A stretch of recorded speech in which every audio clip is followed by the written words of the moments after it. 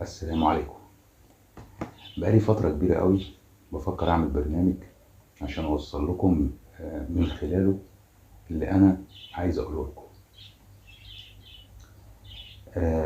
دورت وقعدت افكر في افكار كتير قوي، في منها اللي كان ينفع وفي منها اللي ما كانش ينفع، في حاجات كان ينفع ان هي تتعمل بس كانت محتاجة وقت كبير قوي عشان تتنفذ. افكار كتير قعدنا نشتغل عليها وبعدين في الاخر بنلاقيها مش هتبقى قد كده. حبينا نعمل محتوى بسيط مختلف نوصل بيه فكرة او نوصل بيه معلومة لحضراتكم. الموضوع مش سهل والموضوع مش بيجي صدفة، والموضوع يعني فيه من الخطورة ما يكفي. اللي احنا بنقوله هنتحاسب عليه، واللي بنقوله في ناس هتمشي وراه وفي ناس هتنفذه. ف يعني مش من السهل ان الواحد يقعد قدام الكاميرا ويقول. موضوع اصعب مما تتخيلوا، ومسؤولية كبيرة جدا ان الواحد يتحملها. فكرنا نعمل البرنامج بتاعنا ده، فكرنا ان هو يكون برنامج ملوش قالب، يعني مش ماسك موضوع بيتكلم فيه، لا، كل حلقة هتكون موضوع لوحدها، كل حلقة هتكون موضوع مختلف. مفيش حلقة ليها علاقة بالتانية. هنحاول بقدر الإمكان إن احنا نلم الموضوع في حلقة واحدة، يعني برضو مش هيكون في حلقة جزئين. برضو من ضمن الحاجات اللي احنا كنا بنحاول نعملها في البرنامج ده إن احنا ما نمشيش على الطبيعي، أو بمعنى أصح ما نعملش زي ما الناس بتعمل. مواضيعنا تخص الهواية وتخص المجال، لكن بشكل مختلف. احنا مش هنتكلم عن عصافير، مش هنتكلم عن طفرات، مش هنتكلم عن وراثة، مش هنتكلم عن أمراض وعلاجها، مش هنتكلم عن التغذية والطرق بتاعتها. في أساتذة كتير بتتكلم في الموضوع ده، وكلهم على راسي، وكلهم أفاضل، وكلهم بيقولوا معلومة قيمة. في ناس كتير سبقتنا في إنها تقول معلومة مرئية ومسموعة، والناس دي إحنا اتعلمنا منهم، سواء في الهواية أو سواء في التكنيكال اللي بنشتغل بيه. اتعلمنا منهم حاجات كتير جدا، ودي حاجة لازم الواحد يقولها. زي برضو ما في ناس تانية بتعمل محتوى فارغ بشكل مستفز بطريقة مش طبيعية، وتلاقي في الآخر المحصلة صفر، أو إن هو قاعد بيتكلم عن نفسه، أو إن هو قاعد بيتكلم عن أمجاده، أو إن هو قاعد بيتكلم في الوهم أو في العالم الموازي اللي هو عايش فيه. دول برضو إحنا اتعلمنا منهم اللي ما نعملوش. زي ما شكرنا الناس اللي اتعلمنا منهم اللي نعمله، لازم نذكر الناس اللي احنا اتعلمنا منهم اللي ما نعملوش. البرنامج بتاعنا هتكون مواضيعه كلها مش جوه العين او القفص، لا، احنا هنتكلم على اللي بره القفص. احنا مش هنتكلم على اللي بيتربى، احنا هنتكلم عن اللي بيربي. احنا هنحاول نوصل ثقافة معينة، هنحاول نوصل معلومة معينة للي بيربي طيور، سواء بيربي في بلكونة، سواء بيربي في غرفة، سواء بيربي في مزرعة. تكنيكال في الثلاث حالات المفروض ان هو يكون واحد، لان الفرق ما بينهم بمنتهى البساطة هو العدد مش اكتر.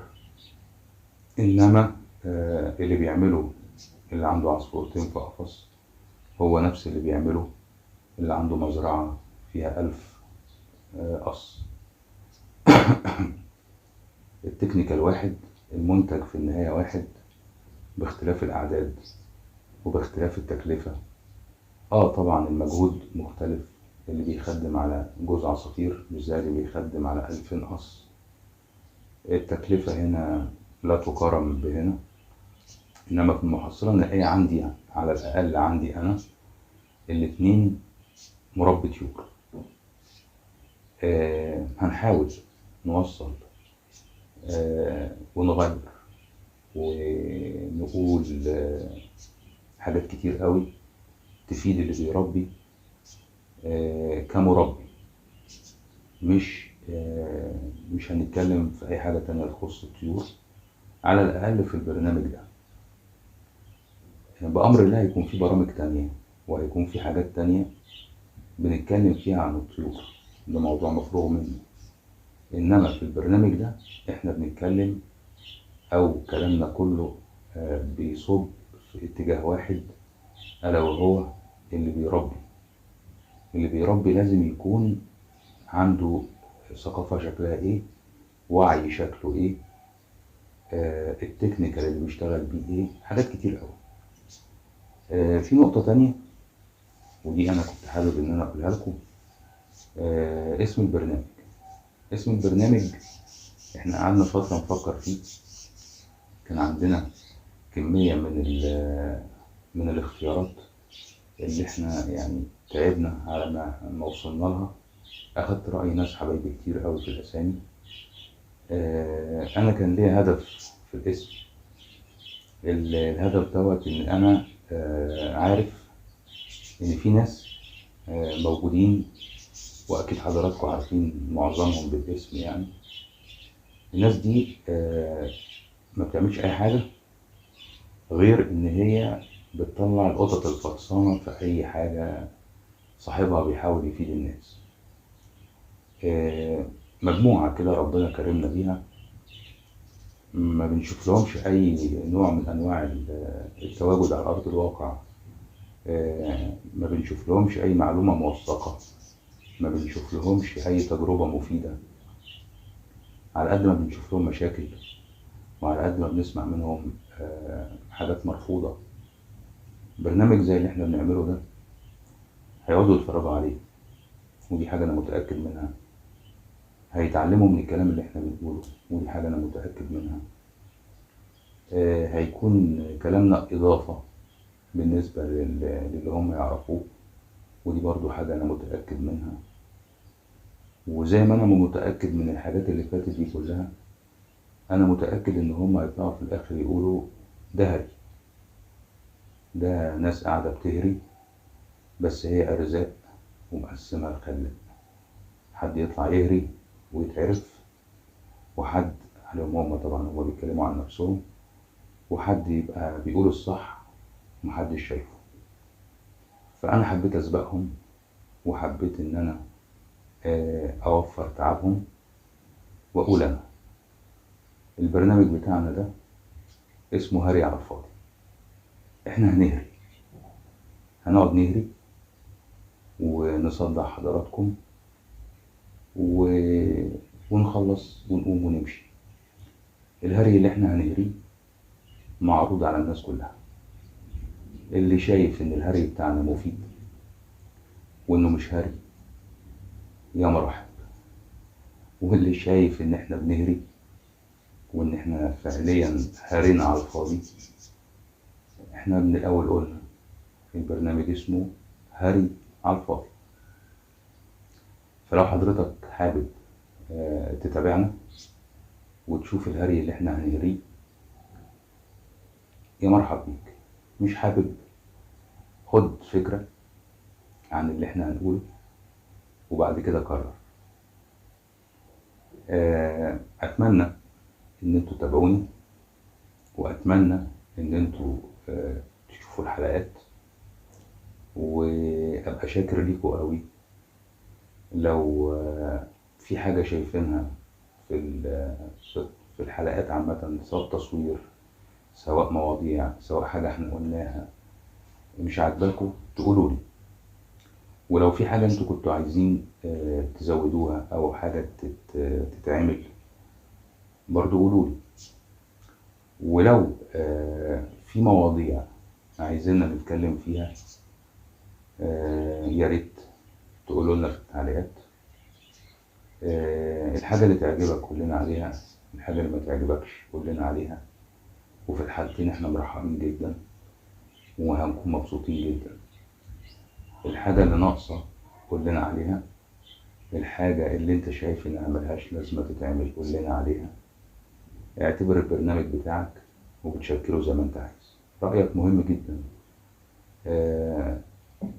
والحاجة اللي انت عايز تعرف عنها، عايز تشوف حد بيتكلم عنها، عايزنا ندور لك على المعلومة الصح فيها، احنا تحت امرك.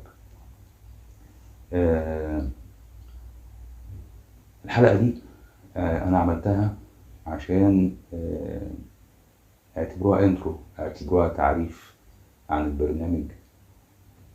بأمر الله قريب جدا، قريب جدا جدا يعني هتنزل أول حلقة. بتتصور حاليا وبيتعمل عليها شغل المونتاج والكلام دوت. ربنا ييسر الحال، يكون برنامج مفيد ويعجبكم. وطبعا يعني أكون شاكر ليكم جدا لو عملتوا متابعة للقناة، لو عملتوا سبسكرايب، لو عملتوا شير، لو عملتوا لايك، كومنت برسالة منك يفرق معايا قوي. حاول في الكومنت بتاعك تعرفني انت عايز ايه. انا صدقني هحاول بقدر الامكان ان انا اعمل كل اللي انتوا عايزينه، وهحاول بقدر الامكان ان انا اتكلم في كل المواضيع اللي تهمكم.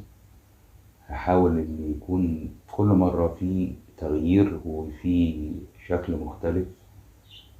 يا رب الحلقات تكون خفيفة على قلبكم، ويا رب تكون مفيدة ليكم، ويا رب يعني أكون قدرت إن أنا أعمل حاجة ولو بسيطة أساعد بيها الناس. شاكر ليكوا قوي، وشاكر لوقتكم، ودمتم على خير دايما. مصطفى المصري.